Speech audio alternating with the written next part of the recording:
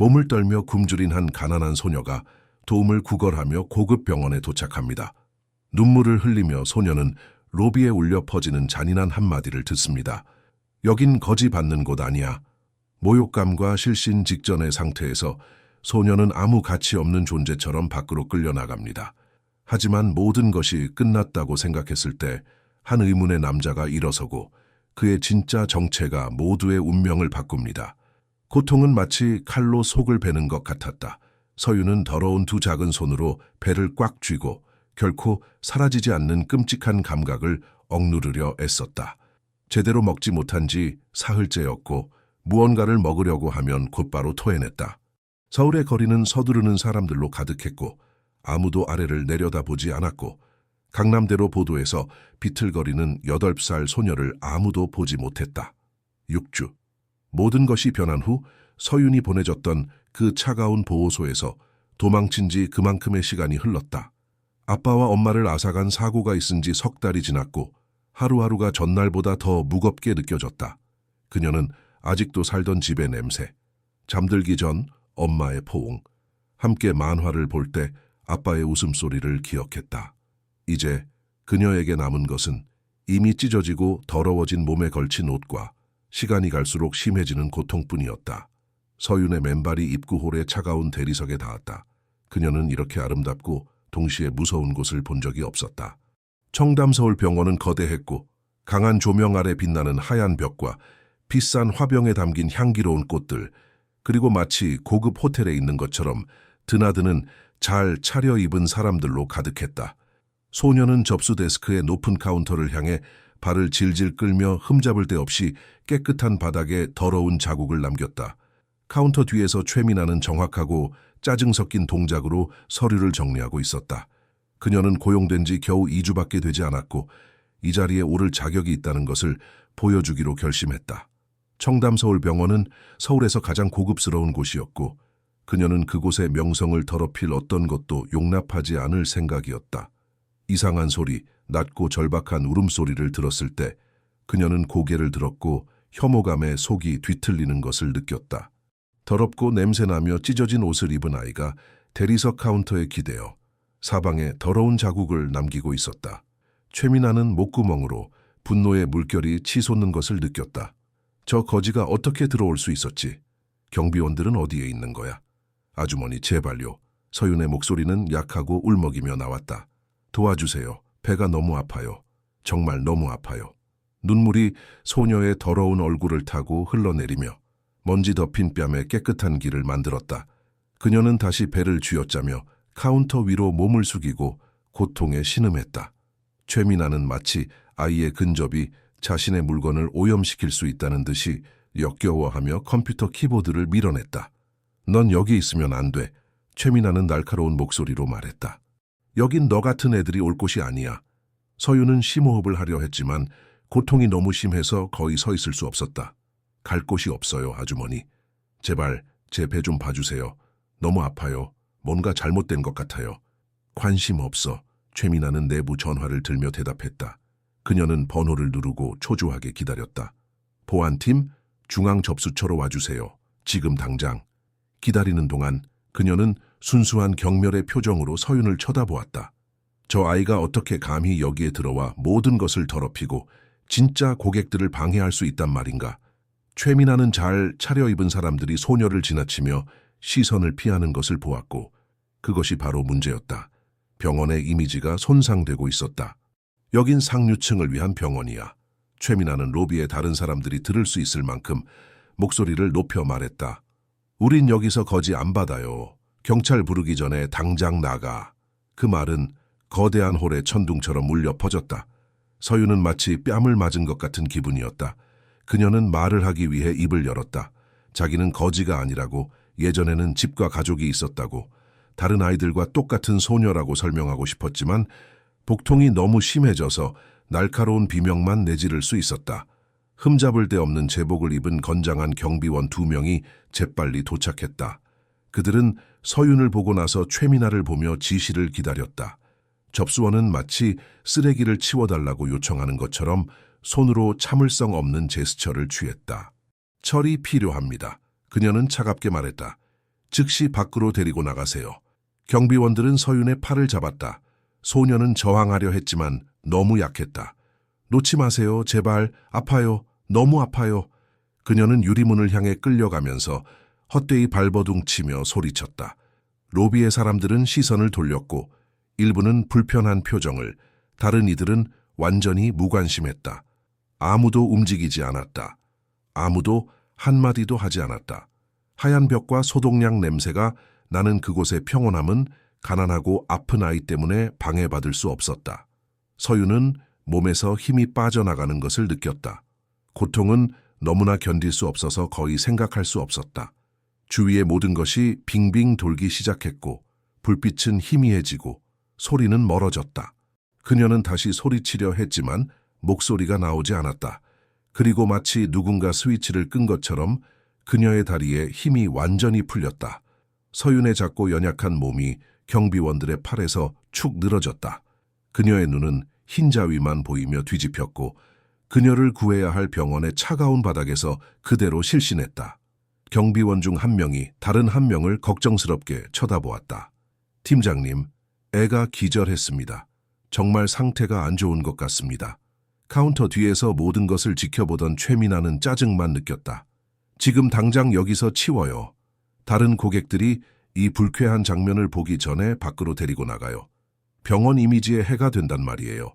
그녀에게 문제는 소녀가 아프다는 것이 아니라 그 상황이 눈에 보인다는 것이었다. 중요한 것은 청담서울병원의 명성을 보호하고 서울의 가장 부유한 고객들을 끌어들이는 그 고급스러운 분위기를 유지하는 것이었다. 경비원들은 잠시 망설였지만 최민아의 권위적인 목소리는 토론의 여지를 남기지 않았다. 그들은 서윤을 문 쪽으로 옮기기 시작했고 그들의 몸은 들어오는 방문객들로부터 의식을 잃은 소녀의 모습을 가렸다. 바로 그때 한동안 홀의 소파 중 하나에 앉아있던 중년 남자가 일어섰다. 그는 빛바랜 청바지와 상표 없는 흰색 면 셔츠 같은 수수한 옷을 입고 있었다. 약간 헝클어진 희끗희끗한 머리카락과 진지한 표정을 하고 있었다. 아무도 그에게 별다른 주의를 기울이지 않았다. 그는 그저 누군가를 기다리는 평범한 방문객일 뿐이었다. 하지만 강지훈은 평범한 방문객이 아니었다. 그는 서윤이 병원에 비틀거리며 들어올 때부터 경비원들의 팔에 안겨 실신할 때까지 모든 장면을 처음부터 지켜보고 있었다. 그리고 그 끔찍한 매 순간은 그의 내면을 뒤흔들었고 수년간 묻어두려 했던 기억들을 되살렸다. 그는 사랑하는 사람을 잃는 고통을 알았다. 아이가 고통받는 것을 보고 아무것도 할 수 없는 절망감을 알았다. 그의 딸, 소희는 심장에 문제가 있다는 것을 발견했을 때 겨우 9살이었다. 그는 전 재산과 모든 인맥을 동원했고 그녀를 구하기 위해 하늘과 땅을 움직였다. 하지만 인생은 때로 잔인해서 세상의 모든 돈으로도 바꿀 수 없는 운명이 있다. 이제 저 소녀가 명백히 긴급한 도움이 필요한 상황에서 병원에서 쫓겨나는 것을 보며 강지훈은 더 이상 가만히 있을 수 없다고 느꼈다. 더 이상은 안 됐다. 그가 겪었던 모든 일들 이후에는 그는 이미 문에 거의 다다른 경비원들을 향해 확고한 걸음으로 걸어갔다. 그의 조용한 존재감은 갑자기 주위 사람들의 시선을 끌만한 무게감을 띠었다. 그의 움직임에는 제복이나 직함 없이도 인정받을 수 있는 조용한 권위가 있었다. 잠깐만요. 강지훈이 차분하지만 단호한 목소리로 말했다. 이 아이를 어디로 데려가는 겁니까? 경비원들은 멈춰 서서 돌아섰다. 그들 중 나이 많은 한 명이 기계적인 예의를 갖춰 대답했다. 접수처의 지시입니다, 선생님. 여기 있을 수 없습니다. 강지훈은 의식을 잃은 서윤의 몸을 보았다. 소녀는 창백했고 식은땀을 흘리고 있었으며 호흡이 불규칙한 것을 볼 수 있었다. 의사가 아니더라도 그것이 심각하다는 것을 알 수 있었다. 아이가 아프잖소, 강지훈이 말했고 그것은 질문이 아니었다. 저희 소관이 아닙니다, 선생님. 다른 경비원이 약간 불편해하며 대답했다. 저희는 명령을 따를 뿐입니다. 강지훈은 팔을 뻗었다. 아이를 이리 주시오. 두 경비원은 혼란스러워하며 서로를 쳐다보았다. 카운터에서 점점 더 불안해하며 모든 것을 지켜보던 최민아가 재빨리 다가왔다. 선생님, 이러시면 안 됩니다. 그녀는 날카로운 목소리로 말했다. 권한이 없으세요. 이건 병원 규정 위반입니다. 강지훈은 경비원들에게서 시선을 떼지 않았다. 말했잖소. 아이를 이리 달라고. 그의 말투에는 흔들리지 않는 확신이 있었고 경비원들은 거의 생각 없이 복종하게 만들었다. 그들은 서윤의 가벼운 몸을 조심스럽게 강지훈의 팔에 안겨주었다. 그녀의 머리가 옆으로 기울자 강지훈은 그녀를 가슴에 기대어 더 편안하게 안았다. 최민아는 강지훈이 서윤을 팔에 안고 병원 복도를 단호하게 걸어가는 동안 그를 쫓아갔다. 어이 선생님, 당장 멈추세요. 규정 위반이란 말이에요. 그녀의 목소리는 하얀 벽에 울려 퍼졌다. 다른 사람들도 무슨 일이 일어나고 있는지 알아차리기 시작했다. 간호사들은 하던 일을 멈췄고 방문객들은 돌아보았으며 몇 초 만에 강지훈은 그의 길을 막는 직원들에게 둘러싸였다. 그는 걸음을 늦추지 않았고 그의 눈은 복도 끝 응급실로 이어지는 이중문에 고정되어 있었다. 선생님 멈추셔야 합니다. 한 간호사가 그의 팔을 잡으며 말했다. 접수를 거치지 않고 바로 응급실로 들어가실 수는 없습니다. 절차가 있습니다. 강지훈은 마침내 멈춰서서 그 여자를 보았다. 이 아이가 아픕니다. 즉각적인 치료가 필요해요. 이해합니다만 규약이 있습니다. 간호사는 의식을 잃은 서윤을 보며 불편한 표정을 지으면서도 주장했다. 먼저 등록을 하고 서류를 작성하고 보험이나 지불 방법을 확인해야 합니다. 보험 없어요. 최민아가 숨을 헐떡이며 도착해 끼어들었다. 길거리 거지예요. 돈 낼 방법이 없다고요. 간호사는 망설였고 강지훈은 그녀의 얼굴 변화를 보았다. 몇 초 전까지 있던 동정심은 더 조심스럽고 더 거리를 두는 표정으로 바뀌었다. 마치 서윤이 아픈 아이에서 행정적인 문제로 변해버린 것 같았다. 그런 경우라면 간호사는 더 차가운 목소리로 말했다. 행정원장님과 이야기하셔야 합니다. 특별한 경우는 그분이 결정하십니다. 그는 어디 있소? 강지훈은 서윤을 좀 더 꽉 껴안으며 물었다. 아이는 열로 불덩이 같았다. 제가 불러오겠습니다. 간호사는 말하고 재빨리 자리를 떴다. 강지훈은 그 작고 연약한 무게를 팔에 안고 호기심과 불만 섞인 시선으로 그를 바라보는 직원들에게 둘러싸인 채 복도에 서 있었다. 그는 서윤이 가슴에 기대 얕게 숨쉬는 것을 느낄 수 있었고 더러운 옷을 통해 열기를 느낄 수 있었다. 매 순간이 귀중했고 그들은 아이가 죽어가는 동안 관료주의를 논하고 있었다. 바로 그때 흠잡을 데 없는 회색 정장에 남색 넥타이를 맨 키 큰 남자가 복도에 나타났다. 박상진 원장은 5년 동안 청담 서울병원의 행정원장이었고 그 기간 동안 이 기관을 국내에서 가장 수익성 높은 곳 중 하나로 만들었다. 그는 명령하고 누가 치료받을 자격이 있고 누가 없는지를 결정하는 데 익숙한 사람의 자신감을 갖고 걸었다. 무슨 문제입니까? 박 원장은 강지훈 앞에 멈춰 서서 차가운 눈으로 상황을 평가하며 물었다. 이 아이는 긴급한 의료 조치가 필요합니다. 강지훈은 단도직입적으로 말했다. 박 원장은 서윤을 보며 더러운 옷, 맨발, 버려진 듯한 모습을 알아차렸다. 그는 이미 복잡한 하루에 사소한 불편함이 생긴 것처럼 한숨을 쉬었다. 선생님, 여기가 사립병원이라는 것을 이해하십니까? 문으로 들어오는 모든 사람을 그냥 치료할 수는 없습니다. 규약이 있고 재정적 지속 가능성 문제가 있습니다. 저희도 지불해야 할 청구서가 있고 보수를 줘야 할 직원들이 있습니다. 아이가 아프다고요?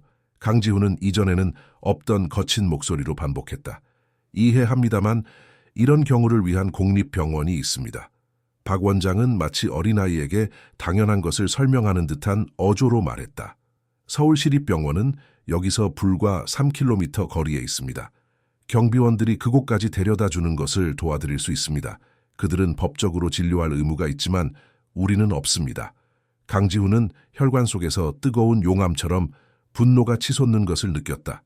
아이가 3km를 버틸 생명이 없을지도 모르는데 선생님, 진심으로 유감입니다만 제 손이 묶여 있습니다. 병원에는 규칙이 있고 누군가 아이를 팔에 안고 나타났다고 해서 제가 그냥 무시할 수는 없습니다. 만약 그렇게 한다면 내일 당장 온갖 종류의 사람들로 넘쳐날 겁니다. 온갖 종류의 사람들, 강지훈이 반복했고 그 말에는 독이 서려 있었다. 죽어가는 8살 아이를 그렇게 부르는 겁니까? 박 원장은 몸이 굳었다. 보십시오. 선생님이 누구라고 생각하시는지 모르겠지만 제 병원에서 협박당하지는 않겠습니다. 이 대화는 끝났습니다. 경비. 처음보다 더 크고 위협적인 다른 2명의 경비원이 나타났다. 박 원장은 강지훈을 가리켰다. 이분을 밖으로 모시세요. 저항하면 경찰을 부르고요. 강지훈은 주위를 둘러보며 직원들의 얼굴을 보았다. 일부는 불편해하고 다른 이들은 무관심했지만 아무도 도우려 하지 않았다. 이곳은 병원이 아니라고 그는 깨달았다. 서윤 같은 생명보다 입장료가 더 비싼 고급 클럽이었다. 경비원들이 다가오기 시작했다. 강지훈은 재빨리 생각하며 한 걸음 뒤로 물러섰다. 그는 여기서 나가 서윤을 다른 병원으로 데려갈 수도 있었지만 만약 아이가 길에서 버티지 못한다면? 만약 잃어버린 그 몇 분이 삶과 치명적인 운명의 차이라면? 그는 선택을 해야 했고 지금 당장 해야 했다. 박 원장은 강지훈이 굴복하기를 기다리며 팔짱을 꼈다. 선생님, 이성적인 분처럼 보이시는군요. 이를 필요 이상으로 어렵게 만들지 마십시오. 선생님은 아이의 치료비를 감당할 수 없습니다. 옷차림만 봐도 명백합니다. 그걸 인정하는 건 부끄러운 일이 아닙니다. 그냥 아이가 치료받을 수 있는 곳으로 데려가세요. 강지훈은 서윤의 창백한 얼굴을 내려다보았고 그의 내면에서 무언가가 부서지고 동시에 재건되었다. 그는 소희를 생각했고 병원에서 그녀의 손을 어떻게 잡았는지, 언젠가 기회가 생긴다면 다르게 하겠다고 어떻게 맹세했는지 생각했다. 자, 여기 기회가 왔다. 자유로운 손으로 강지훈은 주머니에서 휴대폰을 꺼냈다. 경비원들은 그가 무언가 시도할 경우 행동할 준비를 하며 긴장했다. 박 원장은 그저 초조하게 한숨을 쉬었다. 누군가에게 전화하시게요. 아무것도 바뀌지 않을 겁니다. 원장이 말했다. 강지훈은 대답하지 않았다. 그는 전화를 잠금 해제하고 앱을 열어 입력하기 시작했다. 화면에는 숫자, 코드, 그곳의 대부분 사람들이 알아보지 못할 인터페이스가 보였다. 그것은 그가 전 세계의 계좌 간에 거액의 돈을 신속하게 이동시키는 데 사용하는 암호화폐 이체 앱이었다. 그는 벽에 편리하게 표시된 청담서울병원의 사업자 등록번호를 입력했다. 그리고 망설임 없이 금액을 입력했다. 200만 달러.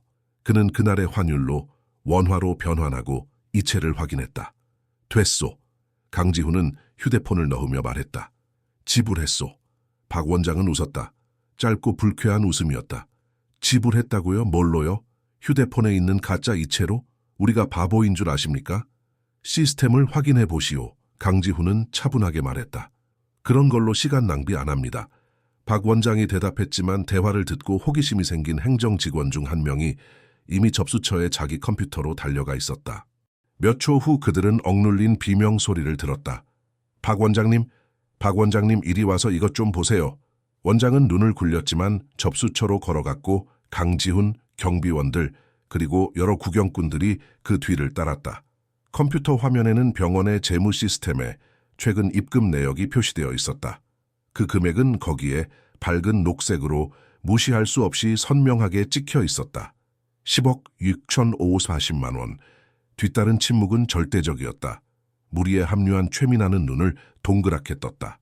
경비원들은 혼란스러워하며 서로를 쳐다보았다. 박 원장은 창백해졌다가 붉어졌다가 다시 창백해졌다. 어떻게 선생님이? 그는 말을 더듬었다. 강지훈은 그가 질문을 끝내기를 기다리지 않았다.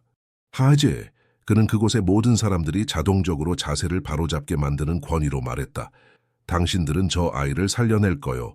변화는 즉각적이고 거의 희극적이었다. 박 원장은 명령을 외치기 시작했다.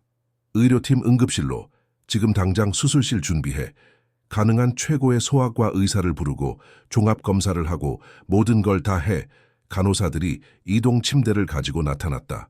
강지훈은 서윤을 조심스럽게 그 위에 눕혔고 몇 초 만에 소녀는 응급실 안으로 빠르게 옮겨지고 있었다.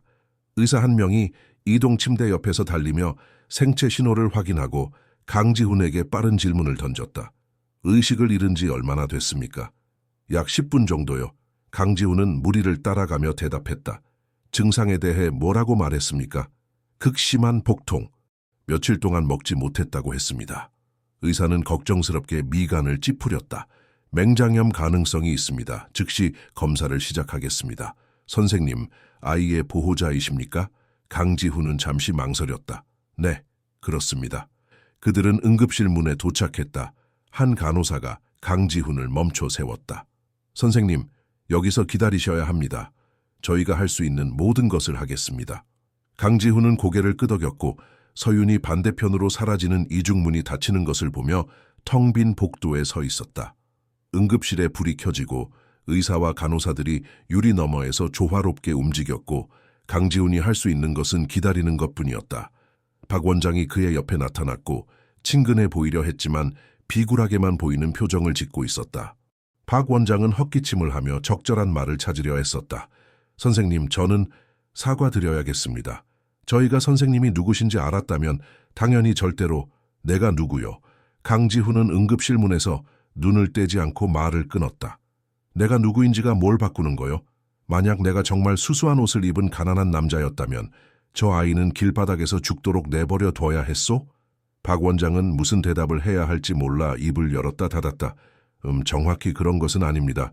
저희는 규약이 있고 법적인 문제, 강지훈은 씁쓸하게 반복했다. 말해보시오, 원장. 히포크라테스 선서, 어디에 의사들이 돈 낼 수 있는 사람만 구해야 한다고 쓰여 있소? 저희는 의사가 아니라 행정가입니다. 박 원장은 자신을 변호하려 했다. 그리고 사립병원에는 비용이 듭니다, 선생님. 저희는 그냥 모든 사람을 공짜로 치료할 수 없습니다. 그랬다간 6개월 안에 문을 닫게 될 겁니다. 강지훈은 마침내 그를 돌아보았다. 그럼 말해보시오. 생명 하나의 값은 얼마요? 당신들은 이미 그 계산을 끝낸 것 같은데. 박 원장은 다시 창백해졌다. 선생님, 저는 혼자 있게 해주시오. 강지훈은 다시 문으로 시선을 돌리며 말했다. 아이가 어떻게 됐는지 알 때까지 여기서 기다릴 거요. 원장은 분명히 더 할 말이 있는 듯 망설였지만 결국 물러났다. 강지훈은 차가운 복도 벽에 기댄 채 유리 너머로 의료팀이 서윤을 치료하는 모습을 지켜보았다. 그들은 그녀에게 산소 마스크를 씌우고 피를 뽑고 검사를 하고 있었다. 소녀는 여전히 의식이 없었고 그 큰 이동 침대에서 너무나 작아 보였다. 이어진 몇 시간은 고문이었다. 강지훈은 그들이 서윤을 초음파, CT, 엑스레이 촬영을 위해 데려가는 동안 기다렸다. 그는 의사들이 심각한 표정으로 낮은 목소리로 토론하며 방을 드나드는 동안 기다렸다. 그리고 그 모든 시간 동안 그는 소위 생각을 멈출 수 없었다. 그녀는 엄마를 닮아 검고 곱슬곱슬한 머리카락을 가졌었다. 어떤 방이든 환하게 만드는 미소를 지녔었다. 그림 그리는 것을 좋아했고 동물을 사랑해서 수의사가 되는 것이 꿈이었다. 강지훈은 자신이 너무 오래 일할 때 그녀가 얼마나 화를 냈는지, 어떻게 그의 사무실에 쳐들어와 놀 시간이라고 주장했는지 기억했다. 심장에 문제가 있다는 것을 발견한 후 모든 것이 바뀌었다. 소희는 수술과 치료를 거치며 몇 달 동안 병원에 있었다. 강지훈은 회사를 팔고 모든 인맥을 동원했으며 최고의 의사와 최고의 장비를 얻기 위해 필요할 때는 협박과 뇌물도 서슴지 않았다. 그리고 결국 그 어떤 것도 중요하지 않았다. 소희가 떠났을 때 강지훈의 일부도 함께 떠났다. 그의 아내 지영은 고통을 견디지 못했다. 그녀는 깊은 우울증에 빠졌고 2년 후 이혼을 요구했다. 강지훈을 보면 잃어버린 딸이 생각나서 쳐다볼 수 없다고 말했다. 그는 싸우지 않았다. 사실 그는 이해했다. 그도 똑같이 느꼈기 때문이다. 5년 동안 강지훈은 일에 파묻혀 살았다. 사업을 확장하고 더 많은 병원과 회사를 사들이며 10번의 생을 살아도 다 쓸 수 없을 만큼의 돈을 모았다. 하지만 그 어떤 것도 공허함을 채우지 못했다. 그는 가장 중요한 것을 제외한 모든 것을 가졌다. 그리고 이제 응급실에서 치료받고 있는 저 모르는 소녀를 보며 강지훈은 몇 년 만에 처음으로 목적의 불꽃을 느꼈다. 소희를 구할 수는 없었지만 서윤은 구할 수 있었다. 흰 가운을 입고 심각한 표정을 한 젊은 의사가 응급실에서 나와 강지훈에게 걸어왔다. 그는 손에 검사와 그래프가 담긴 태블릿을 들고 있었다. 환자의 보호자이십니까? 그가 물었다. 네. 강지훈은 몸을 바로 쓰며 대답했다. 아이는 어떻습니까? 저는 당직 소아과 의사 김선우입니다. 상황이 심각합니다, 선생님. 아이는 급성 맹장염이고 검사 결과 맹장이 파열된 것으로 보입니다. 복강 내에 전반적인 감염이 있는데 이를 복막염이라고 합니다. 강지훈은 심장이 조여드는 것을 느꼈다. 그게 무슨 뜻입니까? 즉각적인 수술이 필요하다는 뜻입니다. 파열된 맹장을 제거하고 모든 감염을 청소해야 하지만 복잡한 수술입니다. 아이는 매우 쇠약하고 영양실조 상태이며 면역 체계가 손상되어 있습니다. 이 모든 것이 위험을 증가시킵니다. 하지만 살아남을 수 있습니까? 강지훈이 물었고 그는 자신의 목소리가 떨리는 것을 싫어했다. 김선우 의사는 망설였다. 솔직히 말씀드리겠습니다. 만약 아이가 1시간만 늦게 도착했다면 저는 이 대화를 하고 있지 않았을 겁니다. 선생님께서 아이를 데려오신 덕분에 생명을 구했습니다. 이제 저희는 최선을 다할 겁니다. 저희에게는 훌륭한 팀과 최고의 외과 의사들이 있습니다. 하지만 앞으로 몇 시간이 매우 중요하다는 것을 이해하셔야 합니다. 강지훈은 천천히 고개를 끄덕였다. 수술을 하세요. 필요한 모든 것을 사용하고 필요한 사람을 부르세요. 돈은 문제가 아닙니다. 이미 수술실을 준비하고 있습니다. 김선우 의사가 말했다. 그 전에 아이와 이야기해 보시겠습니까? 몇 분 전에 의식을 되찾았지만 매우 약합니다. 네, 강지훈은 즉시 말했다. 네, 그러고 싶습니다. 그들은 응급실로 들어갔다. 서유는 이동 침대에 누워 있었고 이제는 깨끗하게 닦이고 옅은 파란색 병원복을 입고 있었다. 그들은 그녀의 얼굴을 씻기고 헝클어진 머리를 빗겨주었다. 그녀는 그렇게 보니 더 작아 보였고 너무 연약해서 강지훈은 그녀를 만지기가 두려웠다. 서윤의 눈은 뜨여 있었고 천장에 고정되어 있었다. 강지훈이 다가가자 그녀는 천천히 고개를 돌려 그를 보았다. 그 시선에는 혼란과 두려움, 그리고 아이에게는 존재해서는 안 될 깊은 슬픔이 있었다. 안녕. 강지훈은 의자를 가져와 이동 침대 옆에 앉으며 부드럽게 말했다. 기분은 좀 어떠니? 여기가 어디예요? 서윤은 쉰 목소리로 물었다. 길에 있었는데 어떤 아주머니가 저한테 소리 지르고 있었어요. 병원이야, 강지훈이 설명했다. 네가 아파서 쓰러졌어. 의사 선생님들이 널 돕기 위해 수술을 할 거야. 서윤의 눈에 눈물이 고였다. 하지만 전 돈이 없어요. 그 아주머니가 나가라고 했어요. 전돈 낼 방법이 없어요. 강지훈은 가슴에 통증을 느꼈다. 그건 걱정할 필요 없어. 이미 다 해결됐어. 왜요? 서윤이 물었고 그것은 진심 어린 질문이었다. 왜 아저씨가 저를 도와주는 거예요? 저 같은 사람은 아무도 안 도와주는데. 강지훈은 즉각적인 대답이 없었다. 그는 그 작고 삶에 상처받은 얼굴을 보았고 그 안에서 많은 것을 보았다. 외로움, 고통, 버림받음, 하지만 힘과 살고자 하는 의지, 그리고 꺼지기를 거부하는 불꽃도 보았다. 너는 도움받을 자격이 있으니까. 강지훈은 마침내 말했다. 모든 아이는 그럴 자격이 있으니까. 아빠랑 엄마는 떠났어요. 서유는 갑자기 말하며 이제 눈물을 흘렸다. 사고가 있었어요. 차가 부딪혀서. 그래서 떠났어요. 저를 아이들이 많은 곳에 보냈는데 거긴 나빴어요. 제가 울어도 아무도 신경 안 썼어요. 그래서 도망쳤어요. 정말 안타깝구나. 강지훈은 말했고 자신의 목소리도 메이는 것을 깨달았다. 네가 겪은 일에 대해 정말 미안하게 생각한다. 강해지려고 노력했어요. 서유는 흐느끼며 계속했다. 음식을 찾으려고 노력했고 제 자신을 돌보려고 했어요. 하지만 너무 힘들었어요. 그리고 배가 너무 아프기 시작해서 저도 부모님 따라가는 줄 알았어요. 강지훈은 손을 뻗어 망설이며 그녀의 머리카락을 만졌다. 서유는 피하지 않았다. 너는 정말 용감하구나. 내가 아는 많은 어른들보다 더 용감해. 그리고 이제 괜찮아질 거야. 의사 선생님들이 널 돌봐줄 거야. 그리고 나서는요? 서윤이 물었고 그 간단한 질문은 세상의 무게를 담고 있었다. 제가 나으면 다시 길거리로 돌아가야 해요? 아니면 보호소로 다시 데려갈 거예요? 강지훈은 대답하기 위해 입을 열었지만 무슨 말을 해야 할지 확신이 서지 않았다.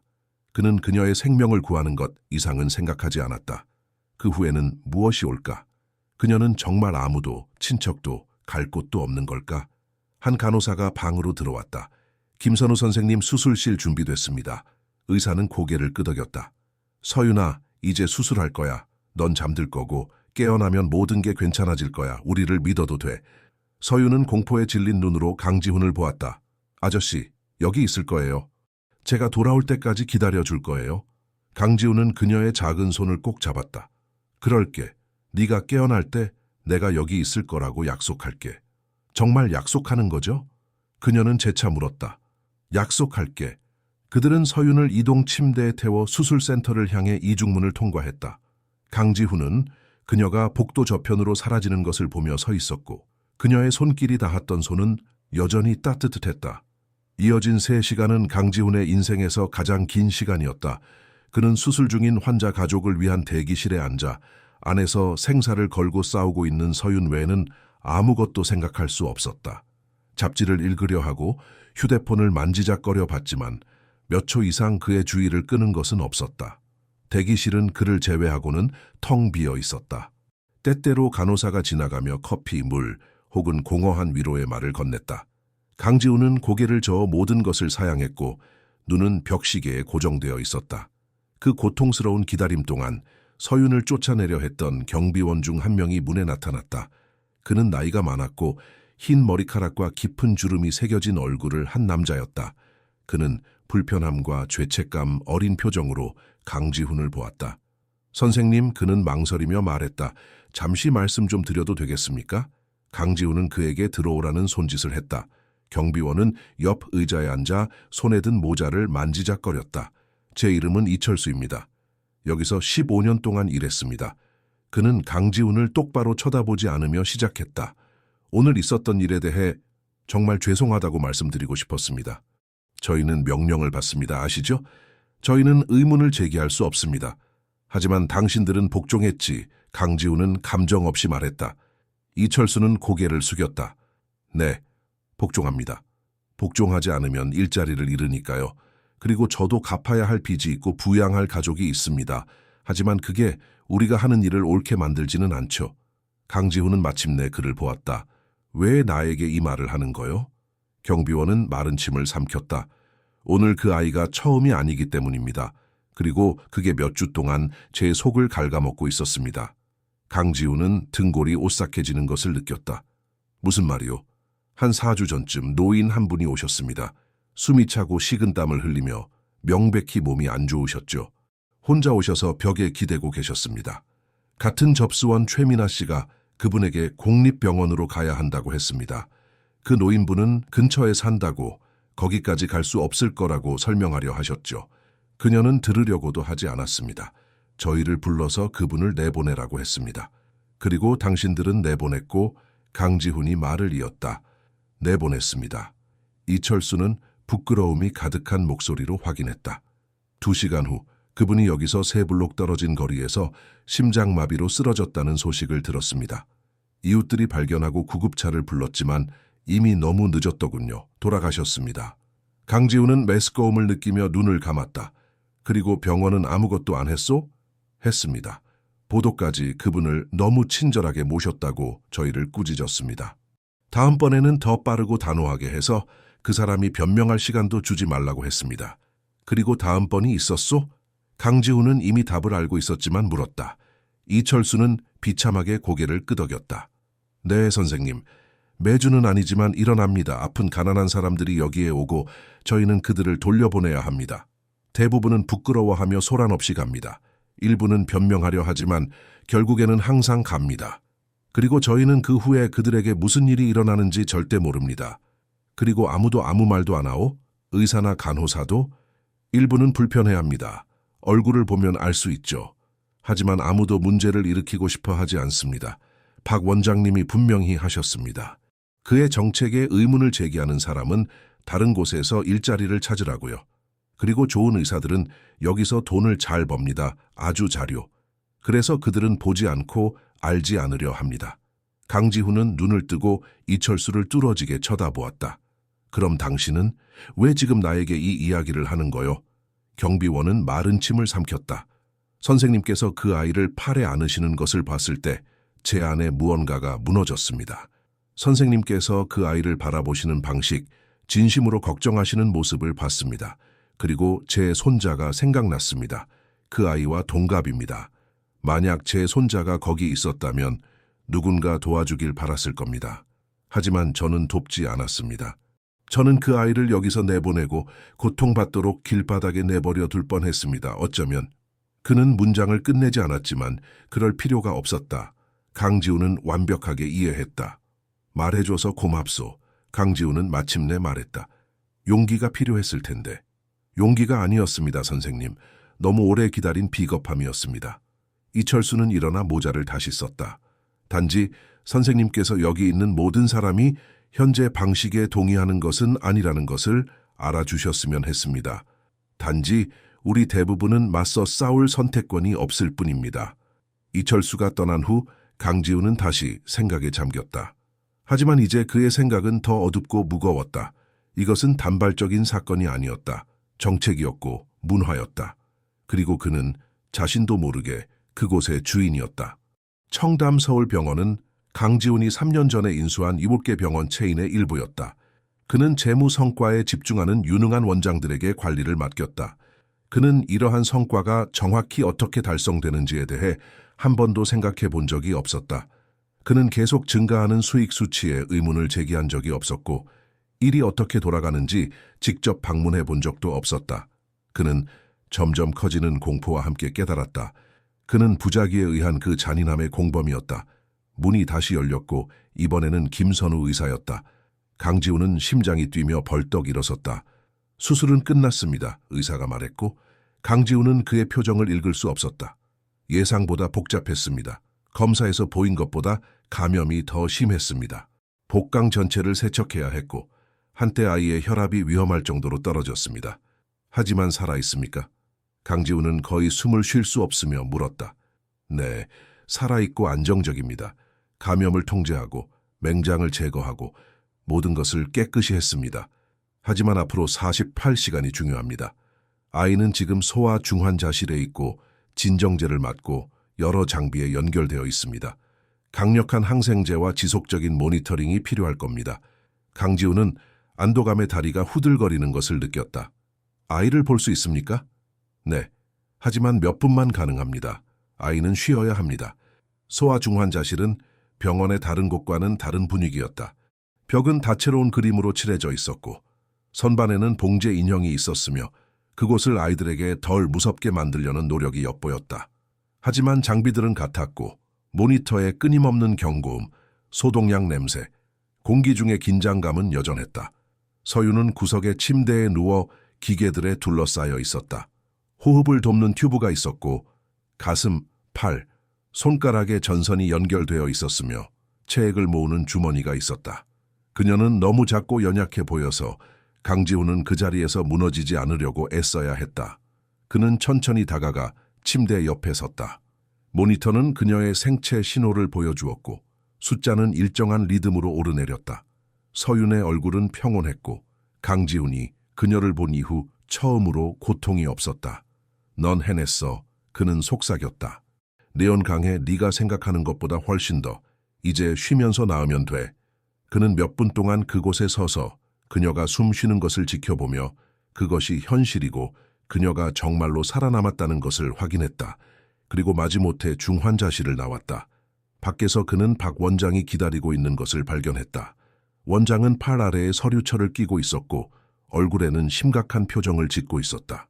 강지훈 회장님, 그가 시작했고 강지훈은 그들이 마침내 그가 누구인지 알아냈다는 것을 깨달았다. 제 사무실에서 이야기 좀 나눌 수 있을까요? 여기서 이야기합시다. 강지훈은 차갑게 대답했다. 박 원장은 누가 들을까봐 불편해하며 주위를 둘러보았지만 고개를 끄덕였다. 좀 우선 오늘 사건에 대해 깊이 유감스럽게 생각한다는 말씀을 드리고 싶습니다. 책임 있는 직원 최민아 씨는 이미 해고되었습니다. 저희 기관에서는 이런 종류의 행동을 용납하지 않습니다. 정말이요? 강지훈이 물었고 그의 목소리에는 얼음이 서려 있었다. 내가 받은 정보에 따르면 이런 종류의 행동은 당신들이 정확히 용납하는 것이던데 그 이상으로 장려하는 것이라고 들었소. 박 원장은 창백해졌다. 회장님, 누가 무슨 말을 했는지 모르겠지만 진실을 들었소. 강지훈이 말을 끊었다. 가난한 환자를 쫓아내는 것이 여기에 표준 정책이라고 들었소. 당신의 승인과 장려하에 정기적으로 일어나는 일이라고 들었소. 당신들이 인간 생명의 가치를 은행 계좌로 측정한다고 들었소. 송구스럽지만 강 회장님, 사립병원을 운영하는 복잡성을 이해하지 못하십니다. 막대한 비용과 빠듯한 마진이 있습니다. 지불 능력이 없는 모든 사람을 치료한다면 몇 달 안에 파산할 겁니다. 강지훈은 그를 향해 한 걸음 다가갔고 박 원장은 본능적으로 물러섰다. 그럼 한 가지 설명해 보시오. 이 병원이 작년에 얼마를 벌었소? 박 원장은 손에 든 서류철을 보며 망설였다. 회계연도 마감 시 순이익 230억 원으로 마감했습니다. 230억. 강지훈은 천천히 반복했다. 그럼 말해보시오. 4주 전에 심장마비를 일으켰던 그 노인을 치료하는데 얼마가 들었겠소? 그의 생명을 구하는데 얼마가 들었겠소? 원장은 대답하지 않고 자신의 신발만 쳐다보았다. 내가 말해주지. 강지훈은 위험한 강도로 목소리를 높이며 계속했다.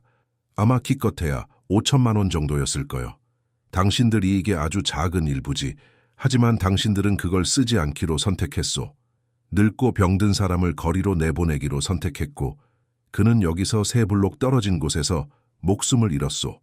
당신들의 소중한 230억을 지키기 위해서.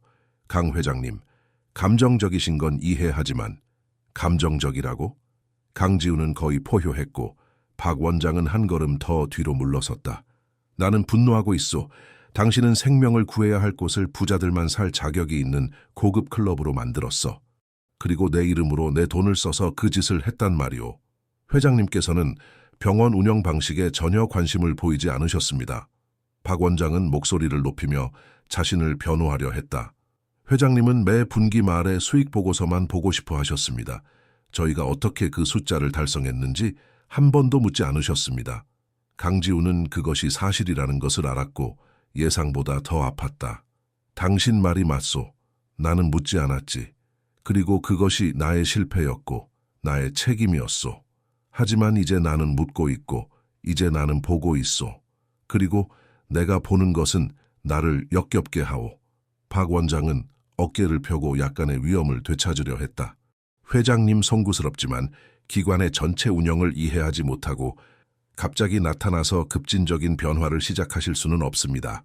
절차가 있고 확립된 규약이 있으며 수년에 걸쳐 구축된 조직 문화가 있습니다. 잔인함의 문화 말이오. 강지훈이 말했다. 그리고 그래, 나는 변화를 만들 수 있소. 이 병원은 내 것이니까.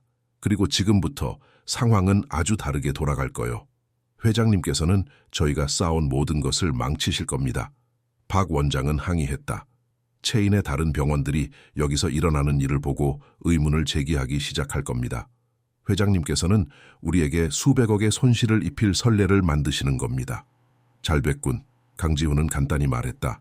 생명을 구하는데 수백억이 든다면 그게 바로 내가 쓸 돈이요. 박 원장은 서류철을 열어 몇 장의 서류를 꺼냈다. 이 숫자들을 보십시오, 회장님. 저희 병상 가동률, 환자 만족도, 품질 지표를 보십시오. 저희는 국내 최고의 사립병원 중 하나입니다. 가장 저명한 의사들이 여기서 일하고 싶어 합니다. 그리고 그 숫자들을 달성하기 위해 몇 명이 죽었소? 강지훈은 차분하게 물었다. 그 질문은 단두대처럼 공중에 매달렸다. 박 원장은 대답이 없었거나 적어도 그가 하고 싶은 대답은 없었다. 당신은 해고야. 강지훈은 마침내 말했다. 뭐라고요? 박 원장은 서류를 떨어뜨렸다. 회장님, 할 수 있소. 당신은 모든 퇴직금을 받을 것이고 모든 것은 법에 따라 처리될 거요. 하지만 오늘 안으로 이 병원에서 나가주시오. 그리고 지난 2년간의 모든 기록, 거부된 모든 환자 사례, 이 불문율 정책과 관련된 모든 문서를 원하오. 회장님께서는 실수를 하고 계십니다. 박 원장은 분노와 절망 사이에서 떨리는 목소리로 말했다. 이 병원은 한국의 민간 의료 시스템 현실을 이해하는 사람 없이는 운영되지 않을 겁니다. 회장님께서는 기관을 파산시킬 겁니다. 그럼 파산하겠지, 강지훈이 대답했다. 수익성 있는 묘지보다는 파산한 병원을 갖겠소. 박 원장은 바닥에 흩어진 서류들과 함께 서류철을 집어들고 쿵쿵거리며 나갔다. 강지훈은 복도에 서서 자신이 발견한 모든 것의 무게를 느꼈다. 그는 항상 한국의 의료 시스템에 문제가 있고 불평등이 있으며 모든 사람이 최고의 치료를 받을 수 없다는 것을 알고 있었다. 하지만 그것을 추상적으로 아는 것과 잔인함이 세부적으로 작동하는 것을 보는 것은 완전히 다른 문제였다. 한 사회복지사가 그에게 다가왔다. 그녀는 중년의 여성이었고 머리는 꽉 묶은 롤빵 모양이었으며 피곤하지만 친절한 눈을 하고 있었다. 강지훈 회장님, 제 이름은 윤혜진입니다. 여기서 8년 동안 사회복지사로 일했습니다. 회장님께서 저희 이번 정책에 대해 질문하고 계시다고 들었습니다. 맞습니다. 강지훈이 확인했다. 나에게 무엇을 말해줄 수 있소? 윤혜진은 주위를 둘러보며 아무도 듣고 있지 않은지 확인했다. 많은 것을 말씀드릴 수 있습니다, 회장님. 밤에 잠 못 이루게 하는 것들이요. 하지만 먼저 알아야 할 것이 있습니다. 정말로 무언가 조치를 취하실 건가요? 아니면 그냥 호기심인가요? 조치를 취할 거요. 강지훈은 약속했다. 그건 믿어도 좋소. 윤혜진은 고개를 끄덕이고 비어있는 회의실을 가리켰다. 그들은 안으로 들어갔고 그녀는 말을 시작하기 전에 문을 닫았다. 문제는 약 3년 전 박 원장님이 행정원장으로 부임하면서 시작되었습니다. 그전에는 지불 능력과 상관없이 모든 응급 상황에 대한 치료 정책이 있었습니다. 물론 나중에 청구하고 필요하면 소송을 걸기도 했지만 문전박대당하는 사람은 없었습니다. 그리고 무엇이 바뀌었소? 박 원장님은 그가 경제적 분류라고 부르는 것을 시행했습니다. 기본적으로 접수처에서 환자가 치료비를 지불할 능력이 있는지 평가한 후 진료를 받게 했습니다. 능력이 없으면 공공 시스템을 찾도록 안내받았습니다. 그는 이것이 우리의 효율성을 높이고 미납금을 줄일 것이라고 주장했습니다. 그리고 의사들은 그것에 동의했소. 윤혜진은 한숨을 쉬었다. 처음에는 일부가 항의했습니다. 격렬한 회의와 의료 윤리에 대한 토론이 있었습니다. 하지만 박 원장님은 매우 설득력이 있었습니다. 그는 숫자를 보여주고 재정적 지속 가능성에 대해 이야기하며 지불할 수 없는 사람들에게 자원을 낭비하지 않으면 지불하는 환자들에게 더 나은 치료를 제공할 수 있다고 말했습니다. 그리고 나서 너무 공개적으로 반대하는 사람들을 해고하기 시작했습니다. 맙소사, 강지훈은 중얼거렸다. 더 심한 것도 있습니다. 윤혜진은 계속했다. 그는 문제 있는 환자를 걸러내는 대성공한 직원들에게 보너스 시스템을 만들었습니다. 오늘 접수원이었던 최민아 씨는 그중 최고였습니다. 그녀는 소란 없이 얼마나 많은 사람을 돌려보냈는지 자랑스러워했습니다. 강지훈은 다시 메스꺼움을 느꼈다. 그럼 당신은 왜 남았소? 안에서 변화를 만들 수 있다고 생각했기 때문입니다. 윤혜진은 말했고 이제 그녀의 눈에는 눈물이 고였다. 누군가를 도울 때마다, 규칙의 허점을 찾아 아이나 노인을 치료할 때마다 남을 가치가 있다고 스스로를 설득했습니다. 하지만 사실 저는 비겁했습니다. 직장을 잃고 안정을 잃을까봐 두려웠습니다. 그리고 제가 그것을 걱정하는 동안 사람들은 죽어갔습니다. 강지훈은 그녀의 어깨에 손을 얹었다. 당신은 지금 나에게 말하고 있소. 그것만으로도 의미가 있소. 충분하지 않습니다. 그녀는 눈물을 닦으며 말했다. 결코 충분하지 않을 겁니다. 하지만 회장님께서 정말로 상황을 바꾸고 싶으시다면 저에게 파일이 있습니다. 저를 괴롭혔던 모든 사례 돌려보내지고 나서 그들에게 무슨 일이 일어났을지 궁금했던 모든 환자들의 기록을 보관하고 있습니다. 많지는 않고 아마 빙산의 일각일 뿐이지만 시작입니다. 모두 보고 싶소. 강지훈이 말했다. 그리고 이 장소를 올바른 방식으로 재건하는데 당신의 도움이 필요하오. 윤혜진은 고개를 끄덕였고 대화가 시작된 이래 처음으로 강지훈은 그녀의 눈에서 희망의 빛을 보았다. 이어진 몇 시간 동안 강지훈은 윤혜진이 그녀의 작은 사무실에서 가져온 문서와 보고서에 몰두했다. 거부당하고 쫓겨나고 환자가 아닌 귀찮은 존재로 취급받은 사람들의 사례가 끝없이 이어졌다.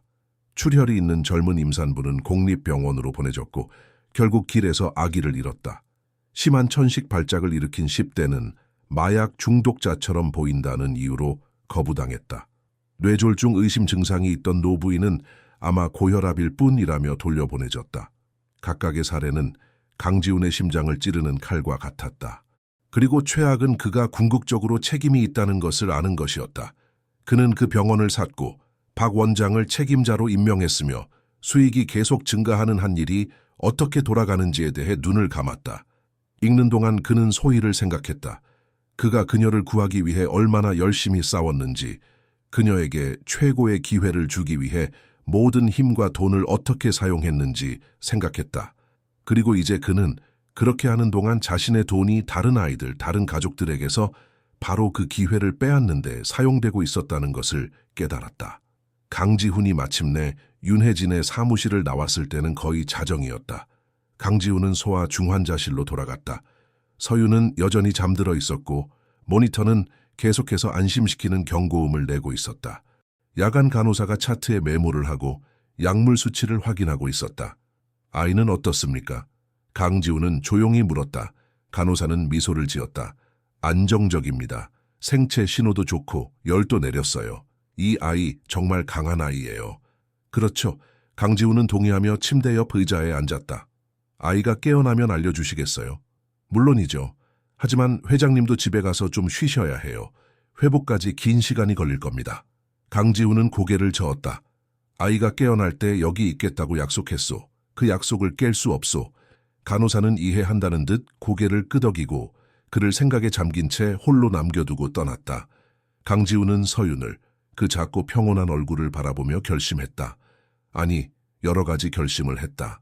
그는 휴대폰을 들고 전화를 걸기 시작했다. 한밤중이라는 것은 중요하지 않았다. 그에게는 어떤 시간에든 그의 전화를 받도록 돈을 받는 사람들이 있었다. 먼저 그는 수석 변호사에게 전화했다. 민 변호사 나요? 청담서울병원 박상진 원장의 모든 퇴직금을 포함한 해고 서류를 준비해 주시오. 네, 지금 당장. 그리고 사회복지사 윤혜진 씨를 위한 컨설팅 계약서도 준비해 주시오. 그녀가 병원 행정을 완전히 재구성하는데 나를 도울 거요. 다음으로 그는 인사부장에게 전화했다. 박 부장, 국내 최고의 병원장을 찾아주시오. 경영을 이해하면서도 의료윤리와 사회적 책임에 대한 강한 이력을 가진 사람으로 다음 주에 면접 일정을 잡아주시오. 세 번째 전화는 회계세계였다. 정회계사 기념기금을 하나 만들어주시오. 이름은 소위 기념재단으로 할 거요. 내 개인 배당금에서 초기 5천만 원을 출연할 거요. 목표는 청담서울병원에 지불 능력 없이 도착하는 모든 아이에게 무료 응급치료를 보장하는 것이요. 일주일 안에 이걸 실행하고 싶소. 전화에 전화를 거듭하며 강지훈은 일이 어떻게 되어야 하는지에 대한 자신의 비전을 구축해 나갔다.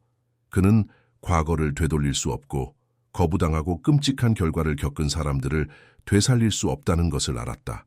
하지만 적어도 그의 병원에서는 다시는 그런 일이 일어나지 않도록 할 수는 있었다. 해가 뜨기 시작하며 중환자실 창문을 통해 하늘을 주황색과 분홍색으로 물들일 때 강지훈은 20통이 넘는 전화를 하고 수십 통의 이메일을 보냈다. 그의 눈은 피로로 따가웠지만 그에게는 몇 년 동안 느끼지 못했던 다른 종류의 에너지, 목적의식이 있었다. 바로 그때 그는 작은 소리를 들었다. 돌아보니 서윤이 움직이고 있었고 천천히 눈을 깜빡이며 깨어나려 하고 있었다. 생체 신호를 확인하러 돌아온 간호사가 미소를 지었다. 안녕 아가, 다시 돌아온 걸 환영해. 서윤은 혼란스럽고 무서워하며 주위를 둘러보았다. 그녀의 눈이 강지훈을 발견하자 그 안에 무언가가 진정되었다. 계셨네요. 그녀는 몇 시간 전에 제거된 튜브 때문에 쉰 목소리로 속삭였다. 약속했잖니. 강지훈은 일어나 침대 가까이 다가가며 말했다. 기분은 좀 어때? 피곤해요. 그리고 목말라요. 간호사가 빨대가 꽂힌 컵을 가져왔다. 천천히 마셔, 한 번에 조금씩만. 서윤은 작은 모금을 마시며 얼굴을 찡그렸다. 맛없어요. 전해질이 든 물이야, 간호사가 설명했다. 네가 다시 힘을 내는데 도움이 될 거야. 간호사가 의사를 부르러 나간 후 서윤은 그 크고 진지한 눈으로 강지훈을 보았다. 왜 정말로 계셨어요? 전에는 아무도 저와 함께 있어주지 않았는데. 강지훈은 가슴이 조여드는 것을 느꼈다. 누군가에게 약속을 하면 지켜야 하니까, 그리고 내가 잊고 싶었으니까. 하지만 아저씨는 저를 알지도 못하잖아요. 그럴지도 모르지. 강지훈은 인정했다. 하지만 알아가고 싶어. 네가 허락한다면. 서윤은 잠시 침묵하며 그 말을 곱씹었다. 저는 아무도 없어요. 부모님은 떠나셨고 삼촌도 할머니 할아버지도 아무도 없어요. 여기서 나가면 보호소로 다시 데려가겠죠. 그렇죠? 강지훈은 심호흡을 했다. 그는 밤새 이 문제에 대해 많이 생각했다. 만약 그렇지 않다면? 만약 네가 갈 다른 곳이 있다면? 어떤 곳이요? 우리 집. 강지훈이 말했고 그 말은 그가 예상했던 것보다 더 쉽게 나왔다. 나는 혼자 너무 큰 집에서 살아. 그래서 네가 우리 집에 와서 같이 살면 어떨까 생각했어. 물론 네가 원한다면. 서윤은 눈을 동그랗게 떴다. 딸처럼요? 그래, 딸처럼. 절차가 좀 있겠지. 서류에 서명하고 사람들과 이야기해야겠지만 그래, 넌 내 딸이 될 거야. 서윤의 얼굴에 눈물이 흐르기 시작했다. 하지만 왜요? 이해가 안 돼요. 왜 그런 걸 원하세요? 강지훈은 대답하기 전에 목을 가다듬어야 했다. 내게도 딸이 하나 있었어. 이름은 소희였고 내 인생에서 가장 소중한 존재였지. 하지만 아이가 아팠고 나는 구하지 못했어. 그 후로 나는 텅 빈 집에서 살면서 중요하지 않은 일을 하고 필요 없는 돈을 모으고 있었어. 어제 네가 그 병원에 들어오는 것을 보고 그들이 너를 대하는 방식을 보고 내 안에 무언가가 깨어났어. 그는 신중하게 단어를 고르며 잠시 멈췄다. 나는 내 부모님을 대신하려는 게 아니야. 그분들은 항상 내 부모님일 거고 너는 그분들의 기억을 간직할 수 있어. 그리고 나는 소희를 대신할 수 없어. 하지만 어쩌면 함께라면 우리는 가족이 될 수 있을 거야. 다른 종류의 가족이지만 그래도 가족이지. 서유는 흐느끼며 작은 손으로 눈물을 닦으려 했다. 영원히 혼자일까봐 너무 무서웠어요. 길에서 매일 밤 아무도 다시는 나를 원하지 않을 거라고, 이렇게 살다가 더 이상 살 수 없을 때까지 살게 될 거라고 생각했어요. 강지훈은 손을 뻗어 그녀의 손을 잡았다. 너는 다시는 혼자가 아닐 거야. 약속할게. 약속을 많이 하시네요. 서유는 눈물 사이로 작은 미소를 지으며 말했다. 그리고 나는 모든 약속을 지키지. 강지훈은 미소 지으며 대답했다.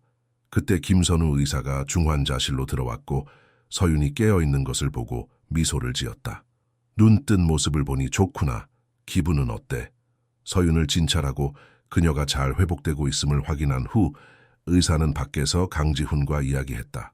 수술은 성공적이었지만 완전한 회복에는 시간이 걸릴 겁니다. 최소 2주 어쩌면 3주 동안 입원해야 할 겁니다. 그 후에는 몇 달간의 추적 관찰, 물리치료, 적절한 영양이 필요합니다. 아이는 매우 저체중이고 면역 체계가 손상되어 있습니다. 필요한 모든 것을 해주세요. 강지훈이 말했다. 그리고 퇴원하면 소아과 의사, 영양사, 심리학자 추천이 필요할 겁니다. 아이는 몇 달 전에 부모님을 잃었고 길에서 살았으며 신체적, 정서적 트라우마를 겪었습니다. 많은 지원이 필요할 겁니다. 김선우 의사는 고개를 끄덕였다. 회장님께서 아이를 입양할 계획이십니까? 네. 아름답고 용감한 결정입니다, 회장님. 어떤 아이든 키우는 것은 도전적이지만 그토록 많은 트라우마를 겪은 아이는 많은 인내심, 사랑, 그리고 전문적인 자원이 필요할 겁니다. 나는 인내심이 있고 다시 사랑하는 법을 배우고 있으며 자원은 확실히 문제가 아니오. 강지훈이 말했다. 내가 없는 것은 경험이오. 내게는 새로운 일이 될 거요. 하지만 기꺼이 배울 준비가 되어 있소. 이후 며칠은 끊임없는 변화의 연속이었다. 강지훈은 대부분의 시간을 병원에서 보냈고 서윤의 병실과 변호사, 행정가, 의사들과의 회의 사이를 오갔다. 그는 그 첫날 밤에 계획했던 변화들을 실행하기 시작했다. 첫 번째 변화는 물리적인 것이었다. 청담서울병원의 접수처는 완전히 개조되었다. 높고 위압적인 카운터는 더 낮고 접근하기 쉬운 안내 데스크로 교체되었다. 취약계층을 식별하고 즉각적인 치료를 보장하도록 훈련된 사회복지사들이 최전선에 배치되었다. 병원 입구 바로 안쪽에 무시할 수 없는 큰 명판이 설치되었다. 흰 대리석에 금색 글자로 이렇게 쓰여 있었다. 응급 상황에 처한 모든 어린이는 예외 없이 즉각적이고 무료로 치료받을 것입니다. 윤혜진은 사회적 책임 이사로 승진했고 병원의 새로운 정신에 반하는 어떤 행정적 결정에도 의문을 제기할 수 있는 권한을 가졌다. 새로운 규약이 수립되었다. 응급 상황에 처한 어떤 환자도 지불 능력과 상관없이 거부될 수 없었다. 먼저 치료하고 재정 문제는 나중에 해결하기로 했다. 강지훈은 또한 그를 충격에 빠뜨린 사실을 발견했다. 더 깊이 조사하면서 그는 박 원장이 체인의 다른 두 병원에서도 비슷한 정책을 시행했다는 증거를 찾았다. 그는 무자비했다. 관련된 모든 원장을 해고하고 전면적인 조사를 시작했으며 그의 모든 의료기관을 평가하기 위해 외부 감사인을 보냈다. 서윤의 입양 절차가 공식적으로 시작되었다. 강지훈은 가족법 전문 최고의 변호사들을 고용했다. 사회복지사와의 면담, 가정방문, 심리평가가 있었다. 강지훈은 자신의 모든 삶을 정밀조사를 위해 열어보였다. 그것이 옳은 일이라는 것을 알았기 때문이다. 서윤이 입원해 있는 2주 동안 강지훈은 매일 그곳에 있었다. 그는 그녀에게 읽어줄 책을 가져왔고 만화가 담긴 태블릿을 가져왔으며 그녀의 삶, 부모님, 기억에 대해 이야기했다. 서윤은 조금씩 마음을 열기 시작했고 더 많이 웃고 신뢰하기 시작했다. 수술 후 열흘쯤 지난 어느 오후 서유는 병원 침대에 앉아 그림을 그리고 있었다. 강지훈은 옆 의자에 앉아 휴대폰으로 이메일에 답하고 있었다. 뭐 하나 물어봐도 돼요? 서윤이 갑자기 말했다. 물론이지. 강지훈은 휴대폰을 내려놓으며 대답했다. 소희는 어땠어요? 아저씨 딸이요. 강지훈은 심장이 조여드는 것을 느꼈지만 이제는 다른 종류의 고통이었다. 덜 날카롭고 더 부드러웠다. 그 애는 정말 대단했어. 똑똑하고 재미있고 때로는 고집도 셌지. 동물을 사랑해서 보이는 모든 길거리 개와 고양이를 구해주고 싶어 했어. 저랑 똑같네요. 서유는 조용히 말했다. 저도 항상 동물을 돕고 싶었어요. 정말?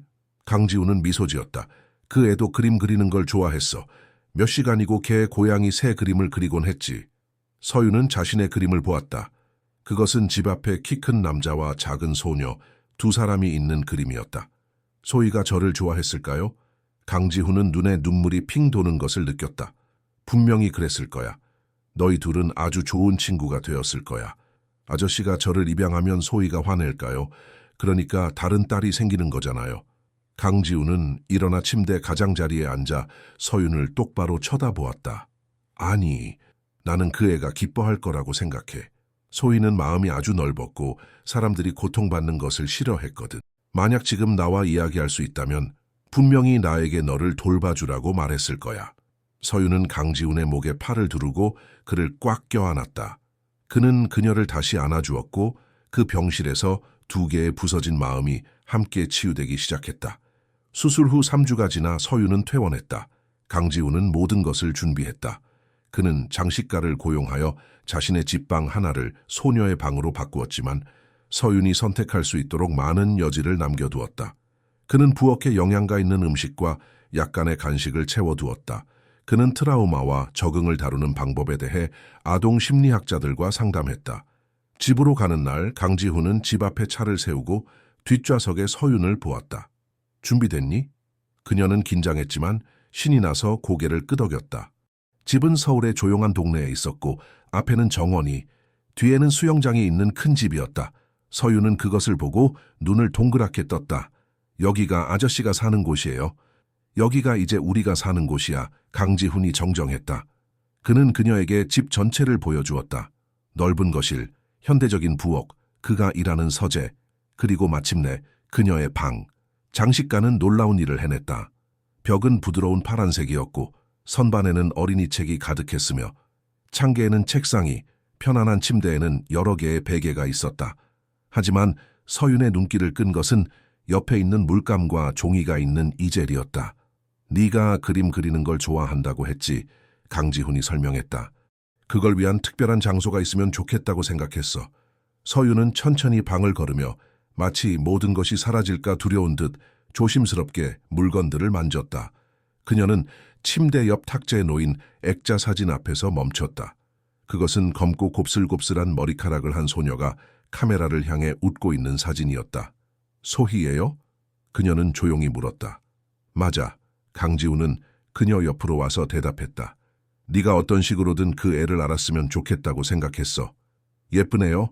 서윤이 말했다. 그리고 착해 보여요. 그랬지. 아주 착했어. 서윤은 강지훈을 보았다. 고맙습니다. 이 모든 것에 대해 저를 구해주시고 여기로 데려와 주시고 제 아빠가 되어주시려고 해서요. 강지훈은 그녀의 키에 맞추기 위해 무릎을 꿇었다. 고마워할 필요 없어. 네가 나에게 준 선물은 네가 상상하는 것보다 훨씬 더 커. 나에게 다시 살 이유, 다시 무언가를 중요하게 생각할 이유를 주었어. 내가 아직 세상의 변화를 만들 수 있다는 것을 상기시켜 주었지. 그날 밤 서윤이 잠든 후 강지훈은 병원으로 돌아갔다. 하지만 방문객이 아니라 주인으로서였다. 그는 모든 의료 및 행정 직원과 회의를 잡았다. 큰 회의실은 결코 나타나지 않던 소유주가 무슨 말을 할지 궁금해하는 사람들로 가득 찼다. 강지훈은 방 앞에 서서 그 모든 얼굴들을 보았다. 의사, 간호사, 행정직원, 청소부, 경비원, 병원을 움직이는 모든 사람들, 모두 좋은 밤입니다. 그가 시작했다. 제 이름은 강지훈이고 이 병원의 소유주입니다. 많은 분들이 저를 직접 본 적이 없다는 것을 압니다. 그것은 제가 병원이 어떻게 운영되는지에 관여하지 않고도 병원을 소유할 수 있다고 생각하는 실수를 저질렀기 때문입니다. 저는 최악의 방식으로 제가 틀렸다는 것을 배웠습니다. 그는 서윤의 이야기, 그가 목격한 것, 그가 발견한 것을 이야기했다. 그는 얼굴이 부끄러움으로 붉어지는 것, 분노로 붉어지는 것, 안도로 붉어지는 것을 보았다. 저는 이 모든 것이 이제 바뀐다고 말하기 위해 여기에 있습니다. 이 병원은 생명을 구하기 위해 설립되었고 그것이 우리가 할 일입니다. 지불할 수 있는 생명뿐만 아니라 모든 생명을요. 이것은 여러분 중 일부는 더 열심히 일해야 하고 더 창의적이어야 하며 저 문으로 들어오는 모든 환자에게 진심으로 관심을 가져야 한다는 것을 의미합니다. 그는 말이 스며들도록 잠시 멈췄다. 이것이 여러분 중 일부를 두렵게 한다는 것을 압니다. 이익과 지속 가능성에 대해 걱정하고 있다는 것을 압니다. 하지만 한 가지 말씀드리겠습니다. 이익에만 신경 쓰는 병원은 병원이 아니라 사업입니다. 그리고 이 장소는 진짜 병원이 되어야 합니다. 저는 소희기념재단을 설립했습니다. 그는 계속했다. 초기 5천만 원은 이 병원에서 돈이 없다는 이유로 어떤 아이도 거부당하지 않도록 보장하는 데 사용될 것입니다. 점차적으로 성인에게도 확대할 것입니다. 우리는 인간성을 희생하지 않고 재정적 지속 가능성을 유지할 창의적인 방법을 찾을 것입니다. 그는 방 뒤편에 있는 경비원 이철수를 보았다. 그 남자의 눈에는 눈물이 고여 있었다. 여러분 중 많은 분들이 불가능한 위치에 놓여 있었다는 것을 압니다. 여러분이 믿는 모든 것에 반하는 명령을 따랐다는 것을 압니다. 저는 판단하기 위해 여기에 있는 것이 아닙니다. 이제 여러분은 옳은 일을 할 허락, 아니 의무가 있다고 말하기 위해 여기에 있습니다. 그리고 누군가 여러분을 막으려 한다면 저에게 직접 오십시오. 회의는 3시간 동안 계속되었다. 질문, 토론, 심지어 약간의 갈등도 있었다. 하지만 결국 강지훈은 씨앗을 심었다고 느꼈다. 쉽지도 빠르지도 않겠지만 변화는 시작되었다. 한 달이 지났다. 서윤은 새로운 삶에 놀라울 정도로 잘 적응했다. 그녀는 부모님의 상실과 거리 생활의 트라우마를 처리하는 데 도움을 주는 훌륭한 아동 심리학자와 치료를 시작했다. 집 근처 사립학교에 등록했고 친구를 사귀고 잃었던 체중을 되찾았다. 강지훈은 아빠가 되는 기쁨과 도전을 발견했다. 그는 그녀의 머리를 닦는 법을 배웠지만 항상 삐뚤빼뚤했다. 그녀가 브로콜리는 싫어하지만 당근은 좋아한다는 것을 배웠다. 그녀가 때때로 악몽을 꾸고 복도에 불을 켜두어야 한다는 것을 배웠다. 그녀가 믿을 수 없을 정도로 똑똑하고 재미있고 다정하다는 것을 배웠다. 그리고 서윤은 다시 신뢰하고 다시 사랑하고 다시 희망을 가질 수 있다는 것을 배웠다. 어느 토요일 오후 강지훈은 서윤을 데리고 다시 청담서울병원으로 갔다. 그것은 그가 세심하게 계획한 특별한 방문이었다. 그들이 도착했을 때 그녀는 긴장했다. 저기 다시 가고 싶지 않아요. 그녀는 그의 손을 꼭 잡으며 말했다. 환자로 돌아가는 게 아니야. 강지훈이 설명했다. 다른 걸 할 거야. 나를 믿어. 그들은 중앙 로비로 들어갔고 서윤은 즉시 변화를 보았다. 접수처는 완전히 달랐고 더 환영하며 덜 위압적이었다. 이전에는 하얗고 차가웠던 벽은 이제 부드러운 색과 아름다운 그림으로 장식되어 있었다. 장난감과 책이 있는 어린이 대기 공간도 있었다. 강지훈은 그녀를 한 번도 본 적 없는 병원의 새로운 곳으로 데려갔다. 그곳은 나무꽃 벤치가 있는 실내 정원이었다. 중앙에는 청동 명판이 달린 흰 대리석 기념비가 있었다. 서윤은 다가가서 큰 소리로 읽었다. 소희기념재단, 모든 어린이가 예외 없이 마땅한 보살핌을 받을 수 있도록 사랑이 가장 위대한 약임을 아버지에게 가르쳐준 강소희를 기리며 그녀는 눈물을 글썽이며 강지훈을 보았다. 아름다워요. 네가 봤으면 했어. 강지훈이 말했다.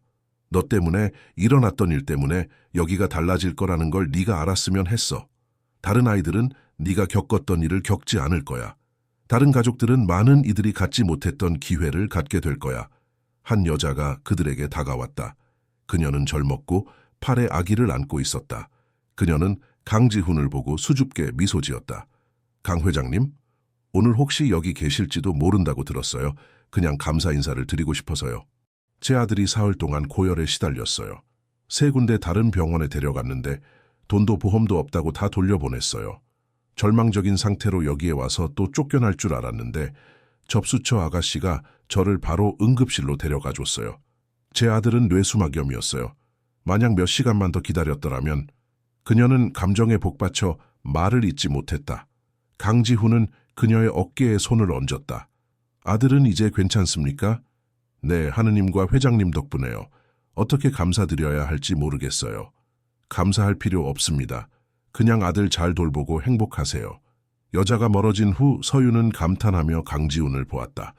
아저씨가 저 아기를 구했어요. 저를 구한 것처럼요. 병원이 구했지. 강지훈이 정정했다. 나는 처음부터 했어야 할 일을 했을 뿐이야. 그들은 병원을 다시 걸었고 강지훈은 그녀에게 모든 변화를 보여주었다. 새로운 진료 규약, 사회복지사팀, 취약 환자를 위한 지원 프로그램. 그는 서윤을 윤혜진에게 소개했고 그녀는 서윤을 따뜻하게 안아주었다. 이 아이가 모든 것을 바꿨어요. 윤혜진은 서윤을 보며 말했다. 이 아이 덕분에 많은 생명이 구해질 거예요. 서윤은 얼굴이 붉어졌지만 강지훈은 그녀의 눈에서 자부심을 볼 수 있었다. 차로 돌아가는 길에 서윤은 멈춰 서서 병원을 돌아보았다. 재미있는 게 뭔지 아세요? 그녀가 말했다. 저는 저곳이 너무 무서웠어요. 그 아주머니가 저한테 소리 지를 때, 저를 밖으로 끌고 나갈 때 다시는 어떤 병원도 믿을 수 없을 거라고 생각했어요. 하지만 지금 저곳을 보니 좋은 곳으로 보여요. 사람들을 돕는 곳이요. 이제는 그런 곳이니까 강지훈이 말했다. 그리고 계속 그럴 거야. 그날 밤 집에서 강지훈은 서윤을 재웠다. 그녀는 함께 산 강아지 무늬의 새 잠옷을 골라 입었다. 강지훈이 첫날 준 곰 인형을 껴안고 있었다. 아빠, 그녀가 말했고 강지훈은 감정에 가슴이 벅차오르는 것을 느꼈다. 그녀는 일주일 전부터 그를 그렇게 부르기 시작했고 처음에는 수줍었지만 이제는 더 자연스러웠다. 응? 제 부모님도 기뻐하실까요? 이 모든 일에 대해서요. 강지훈은 침대 가장자리에 앉아 그녀의 손을 잡았다. 분명히 그러실 거야. 그분들은 너를 아주 많이 사랑하셨고 네가 행복하고 보살핌 받고 가족이 있기를 바라셨을 거야. 그리고 그분들이 어디에 계시든 네가 안전하다는 것을 알고 평안히 계실 거라고 확신해. 소희는요? 소희도 기뻐할까요? 그 애는 웃고 있을 거라고 생각해. 강지훈은 자신의 눈에도 눈물이 고이는 것을 느끼며 말했다. 네가 존재해서, 내가 너를 가져서, 우리가 가족이 되어서 기뻐할 거라고 생각해. 서윤은 강지훈을 끌어당겨 안았다. 사랑해요, 아빠. 그날 저를 찾아주셔서 고마워요. 저를 포기하지 않아 주셔서 고마워요. 나도 사랑한다, 딸. 그리고 절대로 너를 포기하지 않을 거야. 절대로. 서윤이 잠든 후 강지훈은 몇 분 동안 그곳에 서서 그녀가 평온하게 숨 쉬는 것을 지켜보았다. 그는 인생이 얼마나 이상한지 한순간에 모든 것을 앗아갔다가 몇 년 후 가장 예상치 못한 순간에 두 번째 기회를 줄 수 있는지 생각했다. 그는 소희를 구하지 못했다. 그 고통은 항상 그와 함께할 것이고 그 공허함은 결코 완전히 채워지지 않을 것이다. 하지만 그는 서윤을 구했다. 그리고 그녀를 구함으로써 그녀도 그를 구했다. 강지훈은 방을 나와 서재로 갔다. 의자에 앉아 항상 그곳에 두었던 소희의 사진을 보았다. 그녀는 그를 향해 웃고 있었고 영원히 9살에 영원히 그의 작은 딸로 얼어붙어 있었다. 고맙다. 그는 사진에 속삭였다. 사랑하는 법을 가르쳐줘서, 정말 중요한 것이 무엇인지 보여줘서 고맙다. 네 동생을 좋아했으면 좋겠구나. 너희 둘은 최고의 친구가 되었을 텐데. 그는 소희가 대답할 수 없고 그 사진이 단지 종이와 잉크일 뿐이라는 것을 알았다. 하지만 왠지 모르게 그는 몇 년 동안 느끼지 못했던 평화를 느꼈다. 마치 그녀가 거기에 있어 축복을 내려주며 앞으로 나아가도 괜찮다고, 다시 행복해져도 괜찮다고 말하는 것 같았다. 이후 몇 달 동안 더 많은 변화가 있었다. 청담서울병원은 인간적인 치료의 기준이 되었다. 강지훈의 체인에 속한 다른 병원들도 비슷한 정책을 시행하기 시작했다. 그는 소희기념재단을 어린이뿐만 아니라 취약계층 성인까지 포함하도록 확장했다. 서윤의 이야기는 결국 언론에 알려졌다. 신문과 잡지는 인터뷰를 원했고 길거리 소녀를 구한 백만장자의 이야기를 전하고 싶어 했다. 강지훈은 대부분을 거절했지만 개인적인 영웅주의가 아닌 한국 의료 시스템에 필요한 체계적인 변화에 초점을 맞춘다는 조건으로 일부는 수락했다. 그 운명적인 날로부터 1년 후 강지훈과 서윤은 병원의 기념비로 돌아갔다. 하지만 이번에는 혼자가 아니었다. 재단의 도움을 받은 가족들, 무료 치료를 받은 아이들, 감사하는 부모들 등 수십 명의 사람들이 그곳에 있었다. 간단한 기념식이 열렸다. 연설이 있었고 이야기가 공유되었다. 윤혜진은 이익보다 인간성을 우선시하는 것의 중요성에 대해 이야기했다. 김선우 의사는 지불 능력에 대해 걱정하지 않고 환자를 치료할 수 있는 기쁨에 대해 이야기했다. 경비원 이철수는 직업에 대한 자부심을 되찾은 것에 대해 이야기했다. 그리고 강지훈이 연설하도록 불렸다. 그는 서윤을 옆에 두고 정원에 설치된 작은 무대에 올라 그 모든 사람들을 보았다. 1년 전 그가 시작했다. 저는 중요한 것이 무엇인지 안다고 생각했습니다. 성공은 돈, 재산, 권력으로 측정된다고 생각했습니다. 저는 틀렸습니다. 성공은 감동시킨 삶, 만들어낸 변화, 공유된 사랑으로 측정됩니다. 그는 그에게 미소 짓는 서윤을 보았다. 여기 이 아이가 저에게 그것을 가르쳐 주었습니다. 그녀는 단 하나의 생명이 세상의 모든 이익보다 더 가치 있다는 것을 보여주었습니다. 연민은 약점이 아니라 힘이라는 것을요.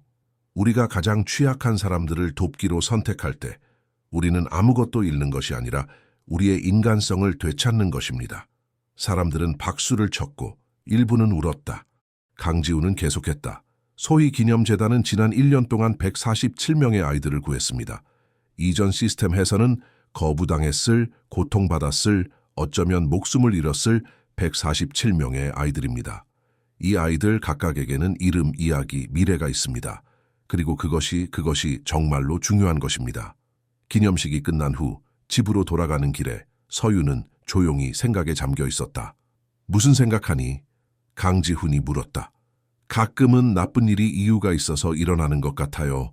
그녀는 천천히 말했다. 제 부모님이 돌아가신 거나 제가 아팠던 게 좋다는 건 아니에요. 하지만 만약 그런 일이 없었다면 저는 아빠를 만나지 못했을 거예요. 그리고 아빠는 병원을 바꾸지 않았을 거고요. 그리고 그 모든 아이들은 구해지지 않았을 거예요. 강지훈은 그 말에 대해 생각했다. 내가 좋아하는 말이 있어. 과거를 바꿀 수는 없지만 과거가 우리를 바꾸게 할 수는 있다. 너와 나, 그리고 소희에게 일어났던 일은 모두 힘들고 고통스러웠어. 하지만 우리는 그 고통이 우리를 더 나은, 더 동정심 많은 변화를 만들기로 더 결심하게 만들도록 선택했어. 그거 좋네요. 서윤이 말했다. 나쁜 일 때문에 더 나아지는 거요. 나도 그래. 이야기 끝. 사랑하는 시청자 여러분, 강지훈과 서윤의 이야기가 여러분의 마음에 깊은 감동을 주었기를 바랍니다. 이 구원과 사랑의 여정은 변화를 만들기에 결코 늦지 않았으며 연민의 모든 행동이 한 생명뿐만 아니라 수백 명의 생명을 변화시킬 수 있음을 보여줍니다. 이 이야기가 마음에 와닿았다면 저희가 준비한 감동적인 이야기를 놓치지 않도록 채널을 구독하고 알림 설정을 켜주시길 바랍니다. 여러분이 남겨주시는 좋아요 하나하나가 희망과 변화의 이야기가 필요한 더 많은 사람들에게 다가가는 데 도움이 됩니다. 저희는 매일 삶의 복잡성, 사랑의 힘, 그리고 연민의 능력을 탐구하는 독특한 이야기를 전해드립니다. 이야기의 어떤 부분이 가장 감동적이었는지 댓글로 남겨주시거나 여러분 자신의 극복 이야기를 들려주세요. 여러분의 참여는 저희가 변화를 만드는 콘텐츠를 계속해서 창작하는 데 영감을 줍니다. 변화가 가능하다는 것을 믿어야 할 친구나 가족과도 공유하는 것을 잊지 마세요. 다음 이야기에서 다시 만나 놀라운 인간의 여정을 함께 탐험하기를 기대합니다. 그때까지 그리고 기억하세요. 친절한 행동 하나의 힘을 결코 과소평가하지 마십시오.